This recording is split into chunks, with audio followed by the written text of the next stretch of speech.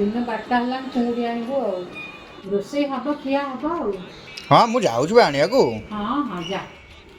भाई 2 दिन पूर्व बजार पोई आनी माँ मत सकाल सकाल कहला आज पोई राई हम पूजा चुंगुड़ी आ कखारु धरिके आस। मुझे कहली बो मो जेना किचेन ने भिडियोटा भी आज पड़ो कारण आम 100 ओडिया भितर 80 पोई राई पसंद आउ जदि चुंगुड़ी की माछ मुंड पड़गला ना 99 तो पक्का पोई प्रेमी बाहर।